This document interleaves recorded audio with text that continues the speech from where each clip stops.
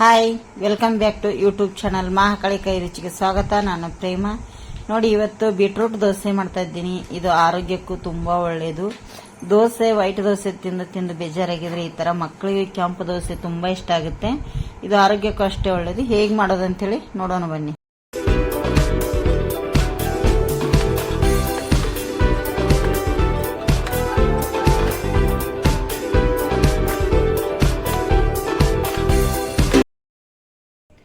ನೋಡಿ, ಬೀಟ್ರೂಟ್ ದೋಸೆ ಮಾಡಲಿಕ್ಕೆ ಬೇಕಾಗುವಂಥ ಪದಾರ್ಥಗಳನ್ನ ಇಟ್ಕೊಂಡಿದ್ದೇನೆ. ಇಲ್ಲಿ 1 ಬೌಲು ಬೀಟ್ರೂಟ್ ಇಟ್ಟಿದ್ದೇನೆ. ಕ್ಲೀನ್ ಮಾಡಿ ಕಟ್ ಮಾಡಿ ತೊಳೆದಿಟ್ಟಿರೋದು, ಸಿಪ್ಪೆ ತೆಗೆದು. ಇಲ್ಲಿ ಸ್ವಲ್ಪ ಬ್ಯಾಡಿಗೆ ಮೆಣಸು ತೊಗೊಂಡಿದ್ದೇನೆ. 1/4 ಟೀ ಸ್ಪೂನ್ನಷ್ಟು ಮೆಂತ್ಯಕಾಳು, 2 ಟೇಬಲ್ ಸ್ಪೂನಷ್ಟು ಕಡಲೆಬೇಳೆ, ಸ್ವಲ್ಪ ಫ್ರೆಶ್ ತೆಂಗಿನಕಾಯಿ ಇಟ್ಟಿದ್ದೇನೆ, 2 ಟೇಬಲ್ ಸ್ಪೂನಷ್ಟು ಕೊತ್ತಂಬರಿ ಬೀಜ, 1 ಟೇಬಲ್ ಸ್ಪೂನಷ್ಟು ಜೀರಿಗೆ, ಸ್ವಲ್ಪ ಬೆಲ್ಲ, ಸ್ವಲ್ಪ ಹುಣಸೆಹಣ್ಣು ಹುಳಿ, ಸ್ವಲ್ಪ ಕರಿಬೇವು, ರುಚಿಗೆ ತಕ್ಕಷ್ಟು ಉಪ್ಪು ಮತ್ತು ದೋಸೆ ಹಿಟ್ಟು ರೆಡಿ ಇದೆ.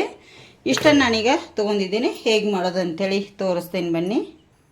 ನೋಡಿ, ಇಲ್ಲಿ ಗ್ಯಾಸ್ ಮೇಲೆ ಒಂದು ತವಾ ಇಟ್ಟಿದ್ದೀನಿ. ತವಾ ಕಾದಿದೆ.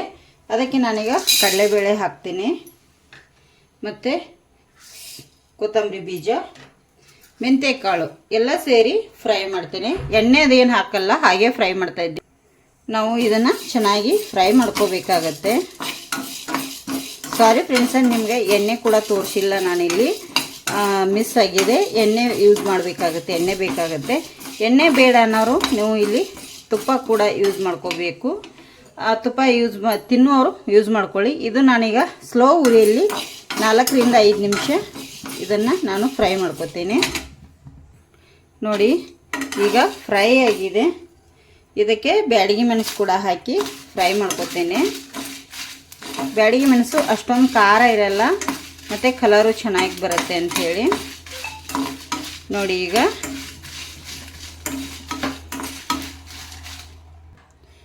ಈಗ ಎಲ್ಲ ಫ್ರೈ ಆಯಿತು. ಇದು ತಣ್ಣಗಾಗಲಿಕ್ಕೆ ಒಂದು 10 ನಿಮಿಷ ಬಿಡ್ತೇನೆ. ಇದು ತಣ್ಣಗಾದ್ಮೇಲೆ ತೋರಿಸ್ತೇನೆ ಫ್ರೆಂಡ್ಸ. ಇದು ಸ್ವಲ್ಪ ತಣ್ಣಗಾಗಿದೆ. ಈಗ ಇದಕ್ಕೆ ನಾನು ಕರಿಬೇವು ಕೂಡ ಇದರಲ್ಲಿ ಹಾಕಿ, ಜಾಸ್ತಿ ಬಿಸಿ ಮಾಡಲಿಕ್ಕೆ ಹೋಗಬೇಡಿ ಕರಿಬೇವನ್ನ.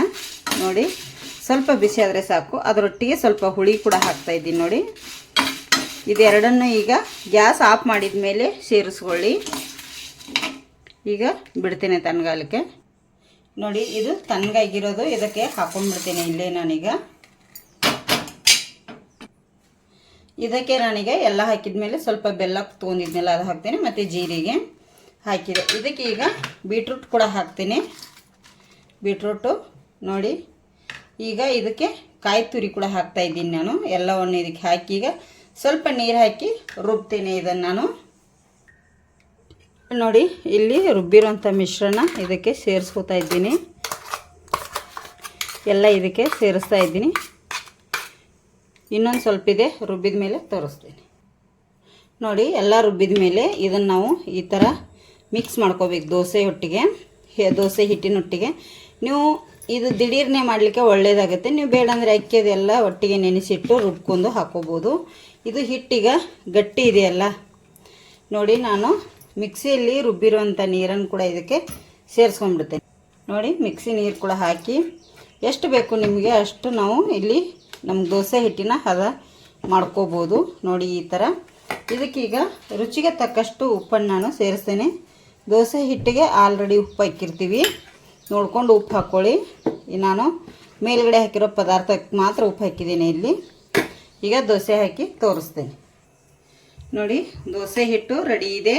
ಹಂಚು ಕೂಡ ಕಾದಿದೆ ಆಲ್ರೆಡಿ. ದೋಸೆ ಹಿಟ್ಟನ್ನು ನಿಮ್ಗೆ ಎಷ್ಟು ದೊಡ್ಡದು ಬೇಕು ನೋಡಿ ಅಷ್ಟು ದೊಡ್ಡದು ಹಾಕೋಬೋದು ಇಲ್ಲಿ. ನೋಡಿ, ಮೇಲ್ಗಡೆಯಿಂದ ಎಣ್ಣೆ ಕೂಡ ಹಾಕ್ತೇನೆ. ಎಣ್ಣೆ ಬೇಡ ಅನ್ನೋರು ತುಪ್ಪ ಹಾಕೋಬೋದು. ನೀವು ಇಲ್ಲಿ ತುಪ್ಪ ಹಾಕಿದರೆ ಇನ್ನೂ ಟೇಸ್ಟ್ ತುಂಬ ಚೆನ್ನಾಗಿರುತ್ತೆ. ನೋಡಿ, ಈ ಥರ ಎಣ್ಣೆ ಹಾಕಿ 1-2 ನಿಮಿಷ ಮುಚ್ಚಳ ಮುಚ್ಚಿಬಿಡ್ತೇನೆ. ಮೇಲ್ಗಡೆ ಕೂಡ ಚೆನ್ನಾಗಿ ಬೇಯುತ್ತೆ.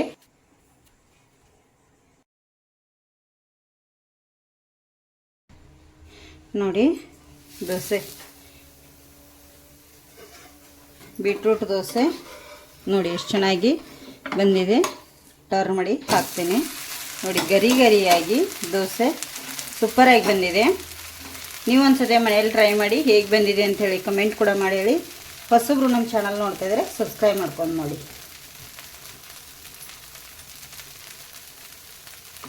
ಈಗ ದೋಸೆ ಎರಡು ಸೈಡು ಬೆಂದಿದೆ, ತಕ್ಕೊಂಡ್ಬಿಡ್ತೇನೆ ನೋಡಿ. ಫೋಲ್ಡ್ ಮಾಡಿ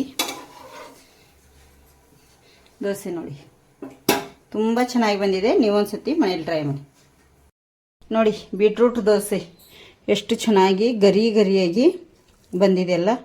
ದೋಸೆ ಸೂಪರಾಗಿದೆ, ಆರೋಗ್ಯಕ್ಕೂ ಅಷ್ಟೇ ಒಳ್ಳೆಯದು, ತುಂಬ ಚೆನ್ನಾಗಿದೆ. ನೀವು ಒಂದು ಸತಿ ಮನೇಲಿ ಟ್ರೈ ಮಾಡಿ ಹೇಗೆ ಬಂದಿದೆ ಅಂತೇಳಿ ಕಮೆಂಟ್ ಕೂಡ ಮಾಡಿ. ಹೊಸಬ್ರು ನಮ್ಮ ಚಾನಲ್ ನೋಡ್ತಾ ಇದ್ದರೆ ಸಬ್ಸ್ಕ್ರೈಬ್ ಮಾಡ್ಕೊಂಡು ನೋಡಿ ಮಹಾಕಾಳಿ ಕೈ ರುಚಿನ.